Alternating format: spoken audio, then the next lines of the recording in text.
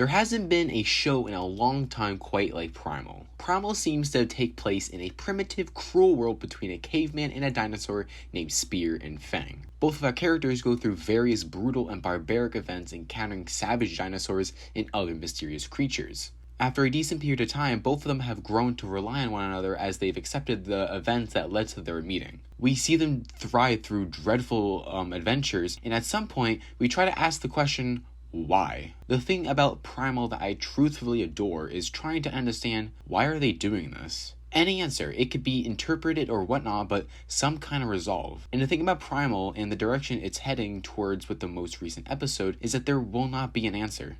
I tend to relate this show a lot to another show called Teen Titans, a very left field comparison for sure, I get that, but both of these shows don't just immediately tell the viewers what's going on. Take for instance Slade or even Red X's origin. Both are important antagonists in the show for sure, but we don't get a whole idea of all the details about them, and that sort of vagueness you really start to appreciate after a while when a lot of the media these days doesn't utilize foreshadow or interpretation in these dark and heavy stories. A show that recently has done this, I guess I can say, is AOT.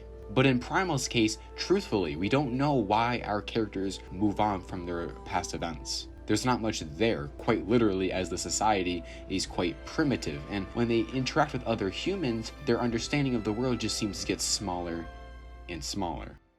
Our lives are fairly straightforward, especially nowadays. We see so much awareness of mental health and how we should take care of ourselves to find comfort. But for these guys, there isn't that.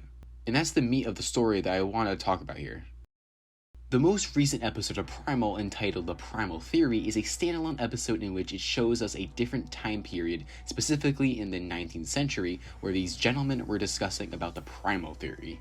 The main man behind this theory, quite blatantly resembling Charles Darwin, was a prominent naturalist and biologist in the late 1800s. He runs the idea that us humans have this primal instinct within us, where during specific situations of sheer anger and fear, where we will devolve, so to speak, into our primal form. The other men in the room scoff at Charles for such an absurd idea of how humans are at all similar to their descendants. Through an action-packed thriller segment, an inmate escapes from jail and breaks into the mansion to try and murder everyone there. In the end, he almost does, but one of the men fights off the beast, awakening into what we'd see fit as a primal state, completely killing the inmate, saving him and Charles. When he becomes conscious again, staring at his hands that trickle with blood, he seems stunned at what he's done, with Charles cheering that he's finally proven his theory of the primal theory to be true. Now, there's a lot to unpack in this episode for sure, but I want to note the important things with what I said earlier.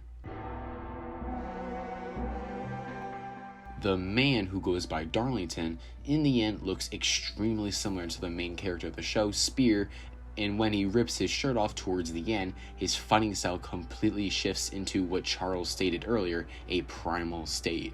He didn't use a gun, he didn't use a sword, or anything like that to kill the inmate, he used a raw stick. This heavily implies that he was acting just like Spear did maybe a few years ago. He completely lost his sense of reality to a natural threat. It was even shown that he was a renowned boxer in his youth, so fighting should be something he was suited for, right?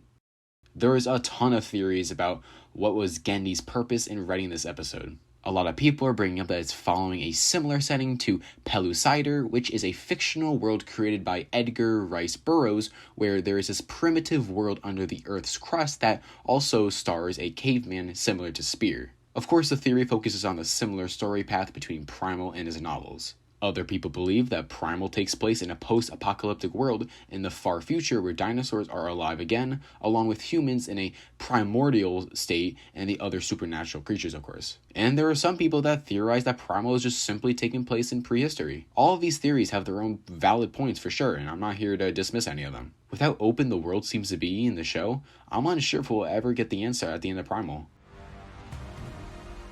I think The Primal Theory is a great episode. It opened my eyes to firstly how amazing Genndy is at writing his stories, and how not everything will or should have such a straightforward answer. Spear's reasons for continuing his life are still unknown for us for the most part. And even in the time like the 1800s, humans changed, society changed. Before it was simple, but now it's complicated and can't really be answered by bashing the head of your enemies. We know Spear cares about parents, children, as he doesn't want to be a murderer, exactly what those dinosaurs did to his and Fang's family.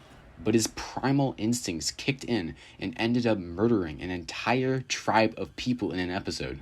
In this setting, doing this doesn't make you a bad person by any means. You don't get ridiculed, you don't get punished, or nothing happens to you. People may be affected, but at the end of the day, they must move on, similar to what they did.